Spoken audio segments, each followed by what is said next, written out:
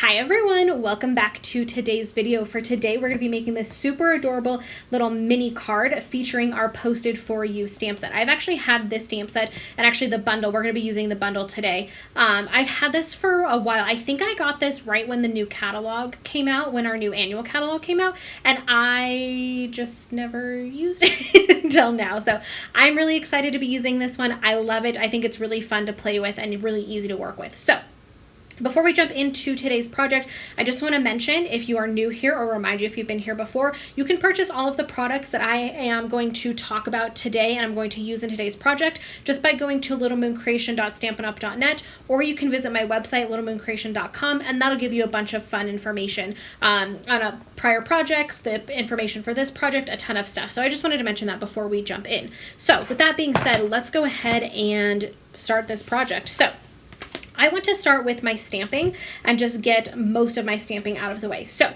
I'm going to start with our little square piece here, which is a background piece. I'm going to bring in just a scratch piece of paper, and let me zoom in just a smidge for you guys so you can see a little bit better.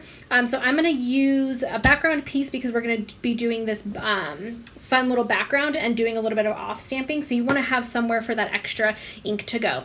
For this, I'm going to be using Basic Gray, and today I'm going to actually be using both Basic Gray and Smoky Slate. And you're probably thinking, Lindsay, you're crazy. Those are two gray colors. Why do you need both of them?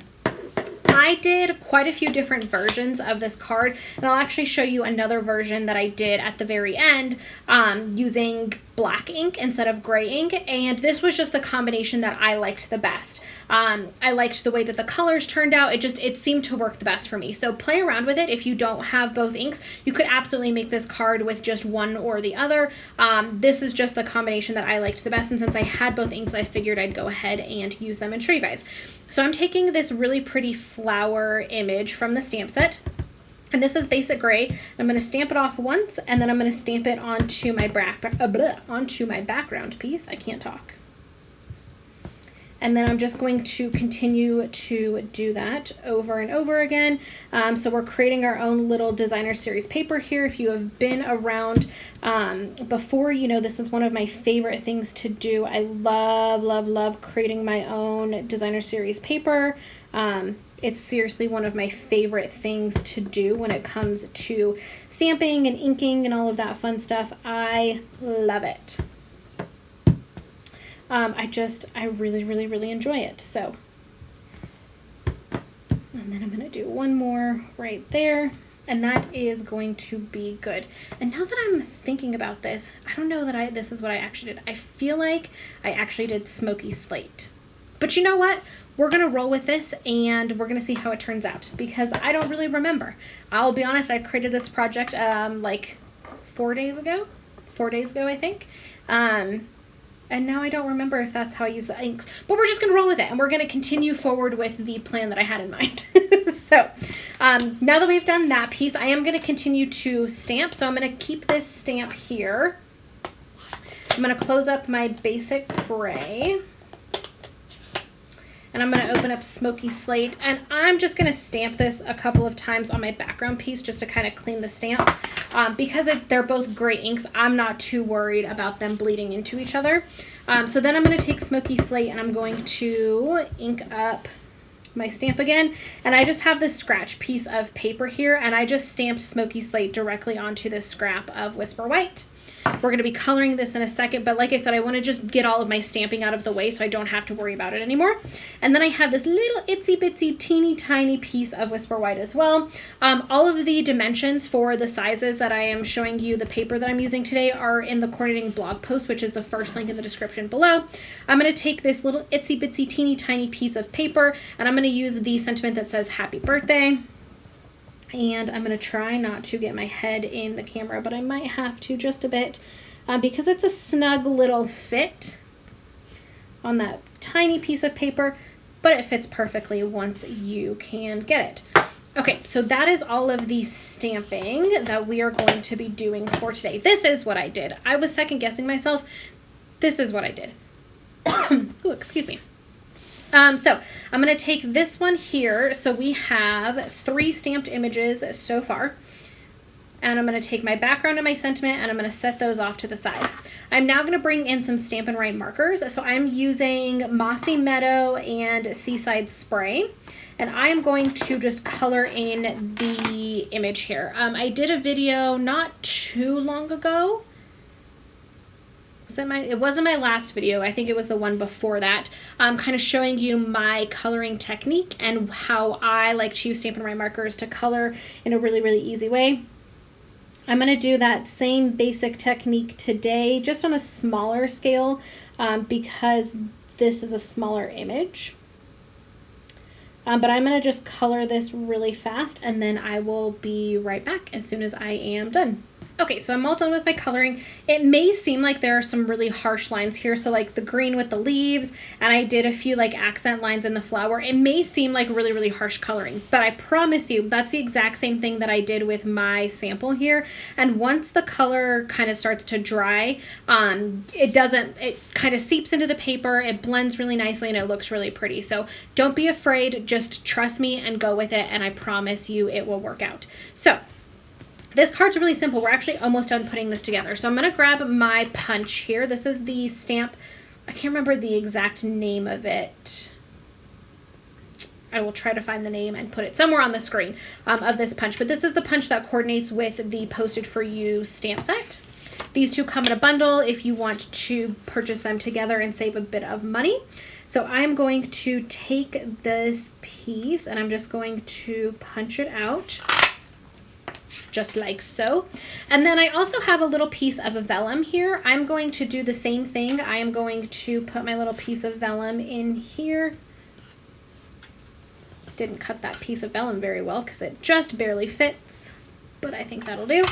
Punch that out. And then we are going to start putting this card together. So the cardstock that I am using for my background is Seaside Spray. Again, this is a mini card, so it's super, super tiny, but all the exact dimensions will be in the description, like I said, in my coordinating blog post. So I'm going to take this piece here, our background piece, and I'm going to use a regular Stampin' Seal today, just because we don't have a ton of really crazy pieces that we're going to be putting down, so regular Stampin' Seal works pretty well. I'm just going to stick this down right here onto my card base, just like so. And then you can, one thing to just keep in mind is you can kind of determine how you want the orientation of this card to go. Because it's a square card, you can change it really easily and it's not going to matter much. So I think I'm going to have my card open this way, but you could also have it open this way. It's totally up to you, whatever you think looks the best. So I'm going to do mine this way. I am then going to take my little piece of vellum here that we punched out, and I am going to put some adhesive on this. So where I want the adhesive to go is on the back, and I want it to go on this side and on this side. So when I flip this over, I'm going to do an L, basically, is how I think about it. Oops. And the reason you just want to be mindful of that is so that you know where you want your adhesive to go, and you can be exact about it, so that you don't see the adhesive when you actually put it down onto your project. So I'm going to be putting this in this corner right here in the right hand corner. I'm going to put it a little to the side. You can see it's not straight up and down. That looks pretty good to me. I'm then going to take the little image that we colored here. I'm going to flip that over, and I'm going to put some dimensionals on the back.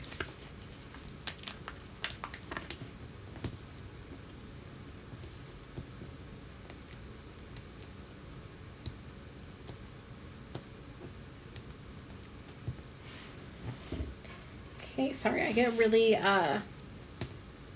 concentrating. And then I'm going to put my little flower image right about there. And you can see that that covers up where that adhesive was on our vellum piece. So if, people struggle with using vellum because you can see adhesive through it and that kind of stuff, this really helps. And again, I used vellum in the last project that I did, and it's all about hiding your adhesive. You can do it very easily if you think about the best way to hide your adhesive. So then I'm going to take my little sentiment here, And I'm going to take my Stampin' Seal again, and I'm going to just run it on the back of this little guy. And then the other thing that I'm going to do is I'm going to take a mini dimensional, and I'm going to put it in the corner behind the word happy. Sorry, I'm like very off-centered with the camera right now. I don't know why. I'm going to put it behind the word happy at the very, very, very edge, just like that. And the reason I'm doing that is because we're going to put this down across our stamp right here, but we're not going to put it like all over the stamp. So you want this piece to be flat with adhesive, but you want this little piece over here that's going to hang off the edge to be popped up a bit. So we're going to stick that down just like that. Fold up our card, and that is the card for today, you guys. So I really hope you enjoyed today's project. I was going to show you another alternative. So this was another one that I made. It's literally the exact same technique. The only thing that I did differently is that I used StazOn as my ink for everything aside from my coloring. I use StazOn for everything. And it's just a little bit of a different look. I really like the look using the gray inks better. I just think they're softer and it's a more subtle and it's just a more subtle look, I guess. I don't know what other word I was trying to think of, but it's a more subtle look. I think that I just felt like the black was a little bit too busy for what I was trying to go for, but I did make it, so I wanted to show you guys an alternative that you could do if you had like black ink. Most people have a black ink at home, and so this is what it would look like if you used a black ink. So I really hope you guys enjoyed today's project. As always, you can find all of the information on what I use, like I said, paper sizes, all the products and whatnot in the Core Knitting blog post, which is the first link in the description box below. You can again purchase 24/7 just by going to littlemooncreation.stampinup.net, or you can go directly to my website, which is littlemooncreation.com, to find all kinds of fun stuff. So I really hope you guys are having a fantastic day, and I'll see you in the next one.